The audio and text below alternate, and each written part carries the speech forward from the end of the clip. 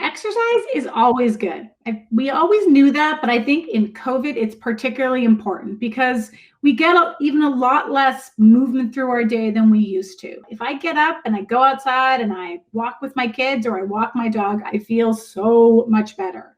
And I think all that extra outside time that kids are getting either by working from home virtually or through school, I think is excellent. And it's a really nice opportunity for us to be a bit more flexible about how we learn and where we learn, and opportunities to be up and moving around. And also that I think that might be an upside. If there is some upsides for COVID, that might be one. I would say you want to get outside, at least for, if you can, at least once a day, but there's no set rule. I think whatever works for you. Some people might pop out for just 10 minutes a couple times a day, and other people might say, you know what, we're going to go for a nice 20-minute or a half an hour walk. I would say the more the better, but you have to figure out what works for you and your family.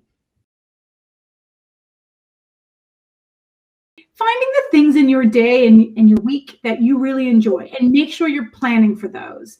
If you guys like to sit down and play board games or watch a movie, make sure that everybody knows, on Friday night, we're all going to sit down, maybe, make a favorite meal or maybe order something in and we're going to sit down and watch a movie together.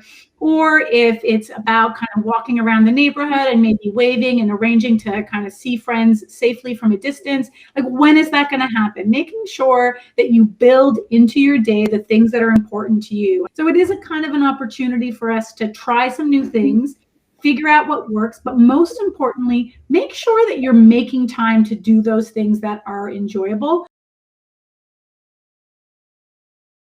So, screens and the pandemic really kind of go hand in hand. And we get lots of questions about this.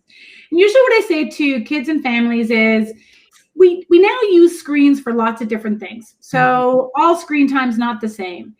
I think it's important to kind of categorize screen times in different ways. On the one hand, it's a really important way to stay connected with people.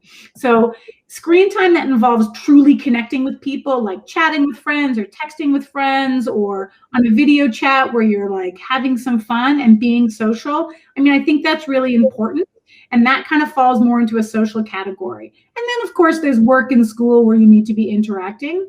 And then there really is sort of screen time for recreation, and that's okay too. That might be playing video games or watching a show. We don't have our previous outlets of entertaining. So I think our old ideas of screen time are a little bit different, and you want to keep an eye. You want to make sure you've got some interaction time. Some entertainment time is great as long as it's not too much and interfering with real interactions with family or schoolwork or interfering with the opportunity to chat. So that's one comment about screen time. It's not about the total amount of time, it's what you're doing on it. And there is some really valuable ways in which we've started to use technology and allowing people to interact.